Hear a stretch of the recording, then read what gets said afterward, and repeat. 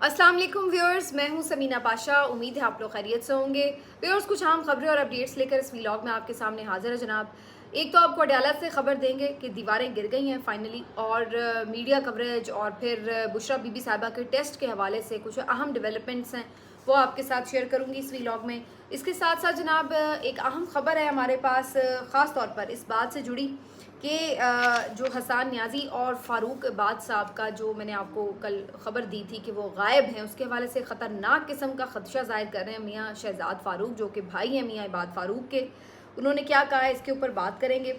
इसके साथ साथ जनाब आपको बताएंगे कि पार्लियामेंट में चोर घुस आए। नहीं, आप गलत समझ रहे हैं, मैं मैंडेट चोरों की बात नहीं कर रही, मैं जूती चोरों की बात कर रही हूँ। और पार्लियामेंट हाउस की मस्जिद में क्या वाक़या पेश आया आपके साथ शेयर करूँगी।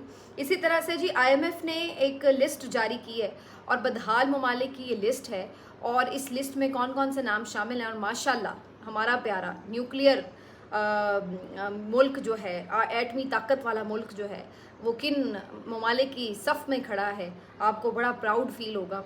इसके हवाले से जी आपको ख़बर देंगे। और इसके साथ साथ जमात इस्लामी के नए अमीर ने जो अपनी क़यादत संभाल ली है, कमान संभाल ली है जमात की, उन्होंने बड़ी एक दबंग किस्म की तकरीर की है, उसके ऊपर थोड़ी सी गुफ्तगू करेंगे। और फिर थोड़ी सी बात करेंगे कुछ बैनुल-अक़वामी ख़बरें। इसराइल और ईरान क्या बाकायदा जंग शुरू हो चुकी है, क्योंकि अब ख़बर ये आ जा रही है सुबह से कि इसराइल ने भी जवाबी हमला किया ईरान के ऊपर। और फिर थोड़ी सी बात करेंगे एक हादसे से मुतल्लिक। हेलीकॉप्टर हादसे में आर्मी चीफ जो है वो हलाक हो गया है। ये सारी खबरें हैं जी, इसके ऊपर बात करेंगे। आपसे रिक्वेस्ट है कि चैनल को सब्सक्राइब कर लें अगर अभी तक सब्सक्राइब नहीं किया। सबसे पहले जी आपको अदालत से अपडेट दे दें। इमरान खान साहब के ऊपर जो अलकादिर ट्रस्ट केस है, उसकी समाअत आज होना थी, और आज समाअत शुरू होते ही खान साहब ने जज साहब से ये बातें की कि जनाब आपके कोई अहकामात पर अमल दरामद नहीं होता। कल भी टेस्ट नहीं करवाए गए, और जो जेल इंतज़ामिया वो इस बात पे मुस्सिर है कि जो टेस्ट हैं वो पेम्स अस्पताल से या सरकारी अस्पताल से ही होंगे। जबकि डॉक्टर आसिम जो ज़ाती मुआलिज हैं, उन्होंने ये तजवीज़ किया था कि अशफा अस्पताल से टेस्ट करवा लिए जाएं, तो अभी तक इसको डिले किया जा रहा है। तो इसके ऊपर जज साहब ने अब बाकायदा एक रिटन ऑर्डर तहरीर कर दिया, और उन्होंने कहा कि 22 अप्रैल से पहले ये टेस्ट हो जाने चाहिए, और इससे मुतालिक जो भी अपडेट्स हैं वो रिपोर्ट की सूरत में फ़राहम की जाएँ। तो ये जज साहब ने एक बड़ा आज सीधा सा ऑर्डर जारी किया है। इसके अलावा जो मैंने आपको बताया था कि इमरान खान साहब और मीडिया को दूर करने के लिए, और फिर जो एक बुलंद बाला किस्म की पार्टीशन कर दी गई शीशे की और लकड़ी की दीवारें बनाकर, तो उनको भी जज साहब ने गिराने का हुक्म दिया है। ये भी शिकायत की थी मीडिया के नुमाइंदों ने भी, खान साहब ने भी। और फिर मीडिया के नुमाइंदों को बाकायदा जज साहब ने रोस्टरम पर बुला लिया और फिर उनसे पूछा कि क्या मुश्किलात हैं। तो आज तो ये भी हुआ इवन कि बहुत सारे मीडिया के नुमाइंदगान जो कि रेगुलर जा रहे थे कवरेज के लिए, उन्हें जाने ही नहीं दिया गया अंदर, जिनमें समी इब्राहिम साहब सीनियर सहाफ़ी, साकिब बशीर साहब, और 2-3 ऐसे जो सीनियर सहाफ़ी जो तकरीबन रेगुलर जा रहे थे, आज उनको भी अंदर नहीं जाने दिया गया, और मुश्किल से 3-4 लोगों को ही सिर्फ अंदर जाने दिया गया। तो इसके ऊपर भी एहतजाज रिकॉर्ड कराया गया उन मीडिया नुमाइंदगान की जानिब से जो वहाँ पर मौजूद थे, और खान साहब के वकला भी, उन्होंने भी इसके ऊपर जो है बात की कि जी ओपन ट्रायल का आपने हुक्म दिया था, लेकिन ये तो किसी तरह का भी ओपन ट्रायल नहीं है कि मीडिया को या तो आने ही नहीं दिया जाता, आने भी दिया जाता है जो चंद लोगों को तो इतना दूर बिठा दिया जाता है कि उन्हें समझ ही नहीं आ रही होती कि कार्रवाई हो क्या रही है। कल वो कुछ बेचारे रिपोर्ट ही नहीं कर पा रहे थे, तो इसका फ़ायदा क्या है? ये तो फिर अगैन एक तरह का क्लोज ट्रायल ही नज़र आ रहा है। तो इसके ऊपर भी जज साहब ने फिर फौरी अहकामात जारी किए। उन्होंने जेल इंतज़ामिया को हुक्म दिया कि ये जो पार्टीशंस की गई हैं इनको गिराया जाए, और फिर उन्होंने समाअत थोड़ी देर के लिए मुलतवी की। मीनवाइल जो ये पार्टीशंस वगैरह थी उनको गिराया भी गया है, ये भी खबर आ रही है। और जो इसके अलावा इम्पॉर्टेंट बात थी कि जो खान साहब ने इन दोनों बातों के हवाले से भी की, और उन्होंने ये भी कहा कि मीडिया से बात करने से भी रोका जाता है, तो इस पर भी अहकामात जारी करें कि ये तो कोई जेल का रूल नहीं होता कि आप किसी से बात नहीं कर सकते। तो जब ये तो अदालत है, बेसिकली अदालत में जो मीडिया के नुमाइंदगान होते हैं उनसे लोग बात करते हैं, तो 10-1 मिनट मिलने चाहिए कि मीडिया के नुमाइंदों से बातचीत हो सके। तो खान साहब ने आज ये भी मुतालबा किया। तो जी ये आज की जो जेल की समाअत थी उसमें 2-3 अहम पेशरफ्त तो हैं, लेकिन अगेन वही बात है कि इस पर अब अमल दरामद किस हद तक और कैसे होगा ये अब देखना होगा, क्योंकि फ़िलहाल तो हम ये देखते हैं ऑर्डर्स तो पहले भी अदालतों की तरफ से जारी किए जाते हैं, लेकिन उन अदालतों के ऑर्डर्स को जूते की नोक पर रखा जाता है और बज़ाहिर ऐसा लगता है कि जेल इंतज़ामिया जज साहब की बात नहीं मान रही, बल्कि उनको जो ऑर्डर्स मिलते हैं कहीं और से उनको वो फॉलो करते हैं और अपने तौर पर ही नए नए SOPs बना लेते हैं। मतलब किसी ने तो आखिर जेल इंतज़ामिया को ये कहा होगा ना कि ये दीवारें बना लो, एवं ही उनके दिल में सुबह उठ के आया और उन्होंने आके शीशे की और लकड़ी की दीवारें बना दी। तो ये क्या है तमाशा? कोई तो इन्हें कहता है कि जी इसको अंदर आने दो और इसको अंदर ना आने दो, कोई तो उनको ये बात कहता ही है कि जनाब आपने जो है वो इस बात पे मुसर रहना है कि सरकारी अस्पताल में टेस्ट कराने या नहीं कराने। तो ये इंस्ट्रक्शंस वो चूँकि कहीं और से ले रहे हैं, तो हमें ये मुसलसल एक जो खिलाफ वर्जी है अदालती अहकामात की ये नज़र आती है। बहरहाल इमरान खान साहब की वकला ने इस बात को भी चैलेंज करने का ऐलान किया है कि जो मीडिया का मामला है अगर इसको नहीं सॉर्ट आउट किया गया तो इसको अलग से इस्लामाबाद हाई कोर्ट में अपील फाइल की जाएगी। आज मियां शहजाद फारूक साहब ने एक प्रेस कॉन्फ्रेंस की है बड़ी खौफनाक किस्म की, और जो मैंने आपको गुमशुदगी की इत्तला दी थी कि गुमशुदा तो पता नहीं है या नहीं है, लेकिन बहरहाल जहां वो हुआ करते थे हसन न्याजी साहब और इबाद फारूक साहब, वो दोनों वहाँ पर अपने सेल्स में मौजूद नहीं थे और उनके फैमिली मेम्बर से भी मुलाकात नहीं कराई गई। और उसके बाद जब उनसे पूछा गया इस हवाले से कि भाई किधर हैं वो, तो कोई सेटिस्फैक्ट्री आंसर भी उन्हें नहीं मिल रहा। तो आज शहजाद फारूक साहब ने इसके ऊपर खदशा ज़ाहिर किया जा रहा है, खदशा ज़ाहिर किया है खुदा न खास्ता कि जी कहीं ऐसा तो नहीं कि उनको कत्ल कर दिया गया है, उनकी जान ख़तरे में है। उन्होंने इस हवाले से अपने खदशे का इजहार किया है। मेरा ज़ाती ख्याल नहीं है कि इंशाल्लाह ऐसी कोई चीज़ नहीं होगी, और ये बड़ा ख़तरनाक क्लेम है जो उन्होंने किया है। शायद उन्हें जब तक कोई इसकी कंफर्मेशन ना हो तो ऐसा क्लेम नहीं करना चाहिए, लेकिन इसके अगेन ये भी बात नज़र आती है कि ये भी एक साथ ही उन्होंने जो मुतालबा किया है कि अगर वो ठीक है खैरियत से हैं तो उनको सामने लाया जाए। उनको गायब करने का क्या मकसद है? तो जब भी कोई बंदा बिल्कुल लापता हो जाए या गायब हो जाता है तो ज़ाहिर है उसके बारे में फिर आप कुछ भी सोच सकते हैं कि पता नहीं उसके साथ क्या हो गया। और वो ये बता रहे थे कि पिछले 6-7 दिनों से वो दोनों भूख हड़ताल पर थे और उनका वेट काफ़ी गिर गया है, 20 से 25 किलो वज़न उनका कम हुआ है और बहुत उनकी जो तबीयत थी वो ज़ाहिर है ठीक नहीं थी इस भूख हड़ताल की वजह से, और अब उसके बाद से वो एकदम गायब भी हो गए। तो इस वजह से उनके खदशात जो हैं वो इस तरह के जन्म ले रहे हैं। तो वो काफ़ी परेशान थे इस हवाले से, और उन्होंने कहा कि उन्हें ये इलेक्शन लड़ने के हवाले से भी दबाव का सामना करना पड़ रहा है और उनकी फैमिलीज़ को भी इसी तरह परेशानी का सामना है कि उनके लोग कहाँ पर हैं। तो अब तो कहते हैं कि उनकी सज़ा भी ऑलमोस्ट पूरी हो चुकी है। अगर 1-1 साल की सज़ा थी तो वो तो ऑलमोस्ट उन्होंने पूरी कर ली है। 1 साल से तो ऑलमोस्ट वो लोग पूरे हवालात में ही हैं, मिलिट्री कस्टडी में ही हैं। तो अब तो उल्टा उन्हें रिहा कर देना चाहिए, लेकिन यहाँ सूरत हाल और ज़्यादा वर्स नज़र आ रही है कि फ़िलहाल उनका कोई अता पता ही नहीं है। तो ये बड़ा ख़तरनाक उन्होंने एक खदशे का इजहार किया। अल्लाह करे कि वो बिल्कुल खैरियत से हों, और ज़ाहिर है कि ये इस तरह की खबर बड़ी मुश्किल होती है देनी, क्योंकि ज़ाहिर है फैमिलीज़ जो होती हैं वो इस बारे में ज़्यादा कंसर्न हो जाती हैं, परेशान हो जाती हैं। अब जी आपको बताएं कि हाफिज़ साहब ने, जब अमीर जमात इस्लामी नए जो मुंतखब हुए हाफिज़ नईमुर रहमान साहब, इन्होंने अपनी क़यादत बाकायदा संभाल ली है जमात की। और जमात इस्लामी के हवाले से आपको मालूम है कि पहले एक अरसे में कुछ अर्सा पहले तक अच्छी इसकी स्ट्रॉन्ग पोजीशन हुआ करती थी, अच्छी जमातें अच्छी नशस्तें लेने में कामयाब हो जाती थी, लेकिन बीच में जो कॉम्प्रोमाइज़ की सियासत इन्होंने शुरू की उसकी वजह से इन्हें काफ़ी ज़्यादा नुकसान हुआ। और अल्टीमेटली सबको खुश रखना या बीच वाली कोई बात करना या इस तरह की एक कॉम्प्रोमाइज़्ड किस्म की सियासत ने जमात इस्लामी को लाइमलाइट से काफ़ी पीछे ही कर दिया था। और उसके बाद हमने देखा कि अब सूरत हाल ये है कि कहीं पे भी असम्बलियों में उस तरह कोई खातिर खा प्रेजेंस नहीं जमात इस्लामी के में नज़र आती। तो जमात इस्लामी के अमीर सिराजुल हक साहब बुनियादी तौर पर वैसे तो एक ईमानदार आदमी है और सादा आदमी है, लेकिन बहरहाल जो क़यादत उन्होंने की है उसमें वो कोई खातिर खा जमात इस्लामी को उठाने में या उसको कोई बहुत मेन स्ट्रीम की जमात बनाने में कामयाब नहीं हो सके। हाफिज़ नईमुर रहमान साहब जो हैं वो एक यंग क़यादत है कंपैरेटिवली जमात इस्लामी के लिए। कराची में वो बहुत ज़्यादा मुतहरिक रहे हैं, बड़ा फ़ाल किरदार अदा किया उन्होंने, और फिर उन्होंने अमली तौर पर एक मज़ामत की सियासत भी की, कराची में मुख्तलिफ धरने वगैरह दिए। इसके साथ साथ हमने ये भी देखा कि मुख्तलिफ जो गज़ा के हवाले से एहतजाज हों या मुख्तलिफ जो टारगेट किलिंग कराची में ये वो इस तरह के मामलात के ऊपर एहतजाज हो तो उन्होंने उसको भी लीड किया। फिर इसी तरीके से जो मामलात थे इनके ज़िमनी इंतखाबात के हवाले से या बल्दियाती इंतखाबात के हवाले से, तो उसमें भी हाफिज़ नईमुर-रहमान साहब जो हैं वो काफ़ी ज़्यादा लाइमलाइट में रहे। तो वो काफ़ी एक डायनामिक किस्म की पर्सनैलिटी हैं और समझदार सियासतदान हैं, काफ़ी मुतहरिक हैं, मेहनत करते हैं। उन्हें मेरिट के ऊपर हम कह सकते हैं बिल्कुल कि वो मुंतखब हुए हैं, और जमात इस्लामी में कंपैरेटिवली वैसे भी काफ़ी बेहतर जमहूरियत है बाकी अगर हम सियासी जमातों की बात करें।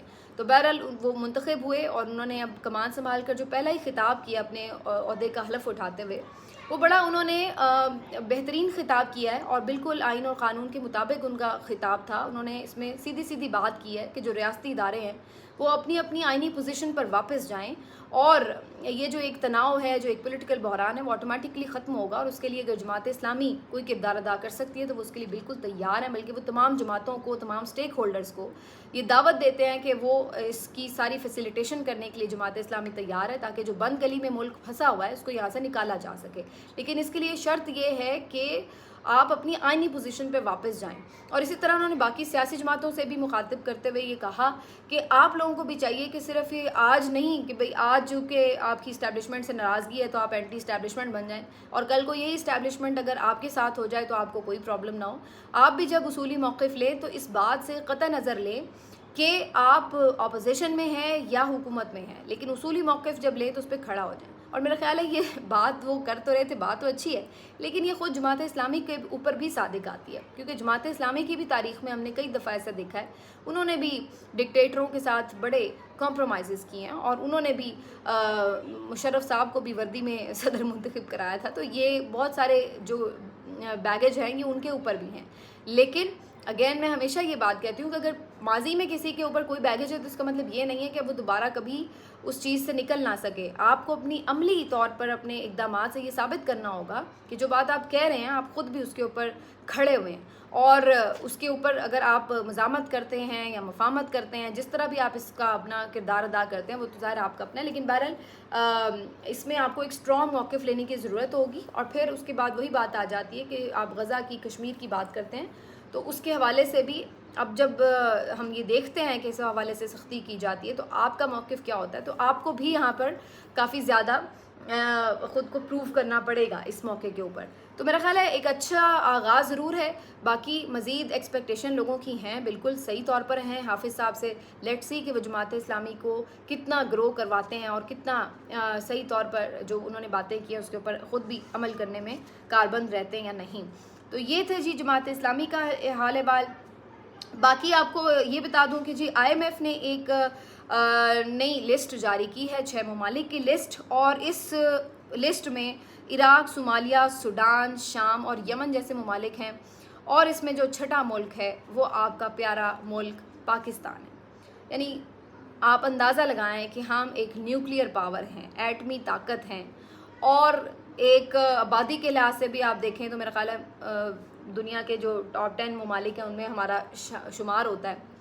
और उसके बाद आप वसाइल के अतबार से देखें तो तब भी हम दुनिया के मेरा ख्याल है टॉप 5 ममालिक में ही कहीं एग्जिस्ट करते हैं, जहाँ पर लैंड भी है, जहाँ पर आपके पास पोर्ट भी है, जहाँ पर आपके पास मौसम भी हैं, जहाँ पर आपके पास मादनियात भी हैं, सब कुछ है। और फिर इस सब को यूज़ करने के लिए मैन पावर भी मौजूद है, ठीक है। लेकिन इसके बावजूद भी हमारा हाल क्या है कि हम खड़े हुए हैं किस तरह के ममालिक में? सोमालिया, सूडान, शाम, यमन, इराक़, ये वो ममालिक हैं जो जंग से मुतासरा ममालिक हैं, और यहाँ पर जो मईशत है वो किस तरीके से बदहाली का शिकार है। तो यहाँ पर हमें IMF ने अपनी नई रैंकिंग में पाकिस्तान को ला खड़ा किया है। ये हमारे लिए एक बाइस शर्म भी है, और ये हमारे लिए बात सीखने के लिए भी है। हमने एटम बम को बैठ के चाटना है, या हमने जो इतना अपने शो शपटे हुक्मरानों के देखते हैं, जिनकी अल्ले तल्ले हम देखते हैं, जो इनके हम अयाशियाँ देखते हैं, इनको आप देखें। जो हमारा एक पूरा आप अंदाज़ा लगा लें अशराफिया की जो पूरी एक आप सेटअप देख लें, उनका तर्ज़ ज़िंदगी देख लें, और उसके साथ आप पाकिस्तान के आम लोगों का और इनके दरमियान जो डिफरेंस है उसको देख लें कि पाकिस्तान को इन्होंने लाकर कहाँ खड़ा कर दिया। आज अफ़गानिस्तान की करेंसी भी पाकिस्तान की करेंसी से बेहतर है, जहाँ पे साल हर साल जंग चली है। ये सूरत हाल है, ये हमारी तरजीहात रही हैं। वजह वजह सिर्फ यही है, आइन पर अमल ना करना, अपने अपने इक़्तिदार को तूल देने की कोशिश करना, और बुनियादी जो तरजीहात आपकी होनी चाहिए पाकिस्तान को ठीक करने के लिए, उसकी नीयत ही ना होना। जितने हमें डिक्टेटर्स मिले और जो फिर हमारे मुख्तलिफ सियासतदान आते रहे, ये सब जो खींचा तानी, इक़्तिदार की रस्साकशी, लस्ट, इसने पाकिस्तान को इस हाल तक पहुंचाया। और आज अब ये लोग कहाँ खड़े हैं आप अंदाज़ा लगा लें। जो आपके साबिक आर्मी चीफ्स हैं वो तो यहाँ पाकिस्तान में रहना पसंद नहीं करते, जंगों में पाकिस्तान को झोंक गए और ख़ुद जाके बाहर बैठ जाते हैं अरबों की जायदादें बनाकर। कोई पूछे तो वो गद्दार है। तो ये इनकी सूरत हाल है। और अगर आप इधर सियासतदानों की तरफ नज़र दौड़ाएं तो 30 साल इन्होंने हुक्मरानियाँ की हैं और अभी भी आकर रोते हैं कि जी हमें एक मौका और मिल जाता तो हम ये कर देते, वो कर देते। ये तमाशे ही नहीं इनके ख़त्म होते। अपनी इनकी बिज़नेस देख लें, वो बिल्कुल राइज़ कर रहे हैं। अपने इनकी जायदादें देख लें, वो किस तरह बढ़ रही हैं। हर बर्रे आज़म में इनकी जायदाद होती है। ख़ुद ये 4.5 लाख का जूता पहनते हैं 800 रुपये के लॉन के सूट के साथ, और उसके बाद जो है 10-10 लाख का बैग उठाते हैं, लेकिन 16 रुपये की रोटी नहीं कहीं से मिलती और 800 रुपये का लॉन का सूट किसी को नहीं मिलता। गरीब को यहाँ पर इनको मिल जाता है कहीं से। तो ये इनके याशी हैं। तो इस खबर ने काफ़ी तकलीफ़ पहुँचाई बुनियादी तौर पर, और काफ़ी हकीकत का आईना भी दिखाया। पार्लियामेंट में जी चोर घुस आए हैं, और मैं पार्लियामेंट के अंदर की बात नहीं कर रही, वहाँ तो कई सालों से चोर बैठे हुए हैं। ये वो चोर हैं जो कि पैसे भी चोरी करते हैं, जिन्होंने पाकिस्तान का माल भी चोरी किया है, लेकिन अब तो ये मैंडेट भी चोर है। मैंडेट भी पहले चोरी होता रहा, लेकिन जिस पैमाने पर अब हुआ है ना, इसकी तो कोई मिसाल नहीं मिलती। तो ये मैंडेट चोर भी हैं, ये पाकिस्तान का ख़जाना चोर भी हैं। और अब इनकी बात मैं नहीं कर रही, मैं बात कर रही हूँ कि पार्लियामेंट हाउस की मस्जिद के अंदर जो है वो जूते ही चोर घुस आए। आज हुआ ये कि जुमे के वक्त लोग नमाज की अदायगी में मसरूफ़ थे। जब वापस आए तो कई लोगों की जूतियाँ गायब थीं और कई लोगों को फिर वहाँ से नंगे पाँव चल कर आना पड़ा। पता ये चला कि कहीं चोर घुस आए। अब ये वैसे अपने आप में बड़ा एक अहम सवाल है कि इतनी सख्त सिक्योरिटी होती है। और अभी कल ही यहाँ पर सदर मुमलिकत जो हैं वो ख़िताब करके गए हैं और बड़े लोगों के ममालिक के सफ़ीर आए हुए थे। बड़े अहम लोगों ने आना होता है, तो बड़ी सख्त सिक्योरिटी होती है। और आज यहाँ पर ये सूरत हाल थी कि चोर आ गए और आके जूतियाँ उठा के ले गए और किसी को कानो कान खबर ही नहीं। कमाल है वैसे। तो फिर इस पर क्या कहा जा सकता है? ये कहा जा सकता है चोरों को बढ़ गए मोर, कि भाई ठीक है अंदर भी चोर बैठे हैं तो फिर बाहर भी बर्दाश्त कर लें, क्या फ़र्क पड़ता है। जब आप आवाम का मैंडेट ही चोरी कर सकते हैं और उस पर किसी को कोई मलाल नहीं है और उसके ऊपर किसी को कोई टेंशन नहीं है अगर इस मुल्क के बड़ों को, तो फिर जूती तो बड़ी छोटी सी चीज़ है। तो जूती चोरी हो गई तो कौन सी बड़ी बात है। हाँ अलबत्ता जैसे अब ये लाखों की ब्रांडेड जूतियाँ हो तो फिर मैं कुछ कह नहीं सकती। इसके साथ साथ जी आपको बता दें कि मरवत साहब जो हैं वो लाहौर में आज पहला जलसा करेंगे। इसकी अहम डिटेल्स जो मैं अगले व्लॉग में आपको दूंगी। लेकिन इसराइल ने ईरान की तरफ दोबारा से कुछ अटैक किया, इसकी खबरें आ रही हैं। अच्छा, अब इंटरेस्टिंग बात ये कि इस हवाले से ना तो ईरान कोई कंफर्मेशन कर रहा है कि जी अटैक हुआ है, और ना इसराइल की तरफ से कोई ऐसा क्लेम अभी तक किया गया। लेकिन कुछ ज़राए ये तस्दीक कर रहे हैं, कुछ अमेरिका की तरफ से ये लोग तस्दीक कर रहे हैं कि ईरान के ऊपर अटैक किया इसराइल ने जवाबी। कुछ लोगों का ख्याल ये कि जी उन्होंने शहरों को निशाना नहीं बनाया, कुछ एयरपोर्ट्स को, कुछ मखसूस मकामात को निशाना बनाया जिसमें कोई ख़ास नुकसान भी नहीं हुआ। कुछ लोगों का ये दावा है कि नहीं जी 6-7 शहरों को उन्होंने निशाना बनाया है, लेकिन बहरहाल कोई जानी नुकसान नहीं हुआ। अब किस्सा ये है कि उन्होंने बनाया या नहीं बनाया, लेकिन ये इन्होंने तासुर ज़रूर देना था इसराइल को एक फेस सेविंग देने के लिए कि जी उन्होंने, अगर ईरान ने कार्रवाई की तो उन्होंने जवाब दिया। तो ये एक फेस सेविंग का तरीका भी हो सकता है कि ये इसी तरह से प्लान किया गया हो कि भाई आप जवाब भी दे दें, उनका कोई नुकसान भी ना हो, ताकि वो आगे से जवाबी कार्रवाई ईरान भी ना करे। तो ये कोई इस तरह की सेटलमेंट भी हो सकती है, क्योंकि अगर ये भरपूर किस्म का कोई हमला होता तो फिर ज़ाहिर है सबको पता होता, हर कोई इसको रिपोर्ट कर रहा होता, क्योंकि अभी तो बहुत सारे लोग ये रिपोर्ट कर रहे हैं कि ये हुआ भी नहीं है। लेकिन अभी मैं ये समझती हूँ अगर हुआ होता तो फिर तो आज़ाद ज़राए से हर तरफ से तस्दीक हो चुकी होती, ख़ुद ईरान बता चुका होता कि जी इसके ऊपर इस तरह का हमला किया गया इसराइल की तरफ से। अगर ऐसी सूरत हाल होती तो ये बहुत ख़तरनाक होती, क्योंकि ये तो फिर पूरा ख़ित्ता जंग की लपेट में चला जाता। तो मुझे ये लग रहा है कि ये कोई इस तरह की सिचुएशन है कि जिसमें कोई इसराइल को फेस सेविंग देने की कोशिश की गई है, कोई उसको ताकि जो सुबह उसकी हुई कि जी ईरान ने अटैक कर दिया, उसको वो थोड़ा सा अपना कही हुई बात के मुताबिक कि जी हम भी कार्रवाई करेंगे ये वो, तो कोई उसको थोड़ा सा बीच में एज दिया गया। आखिर में जी आपको खबर दे दें कि अल्लाह ताला की लाठी बड़ी बेनियाज है और बड़ी बेआवाज़ भी है।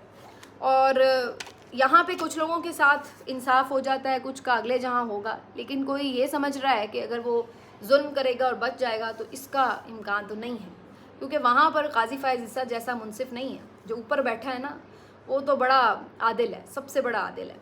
वो कोई इस तरह के मुनसिफ तो नहीं होते जैसे हमारे ज़मीनी मुनसिफ हैं। तो अब सूरत हाल ये है कि जनाब, ख़बर कीनिया से आई है। कीनिया वो मुल्क जहाँ पर अरशद शरीफ शहीद को शहीद किया गया था, और इस हवाले से काफ़ी लोगों का इस बात के ऊपर गालिब यकीन है कि वहाँ की जो रियासत के इदारे हैं उनकी मिली भगत से ही ये कत्ल मुमकिन हो पाया था। क्योंकि बज़ाहिर जिस तरह उसको पूरा फिल्माया गया कत्ल को, उससे ऐसा लगा कि जी गलत फहमी में पुलिस ने शिकार कर दिया इस तरीके का, और फायरिंग कर दी, किसी और के धोखे में मार दिया, ये हो गया वो हो गया। और उसके बाद फिर ये भी खबरें आई कि नहीं जी, उनको शहीद तो कहीं और कर दिया गया था। ये बाद में लाके प्लांटेड सारी एक कार्रवाई की गई कि जो उनकी गाड़ी वहाँ खड़ी थी और वो अंदर बैठे हुए थे वगैरह। और फिर इसकी कोई प्रॉपर इन्वेस्टिगेशन कहीं पर भी उस तरह से शुरू नहीं हो सकी।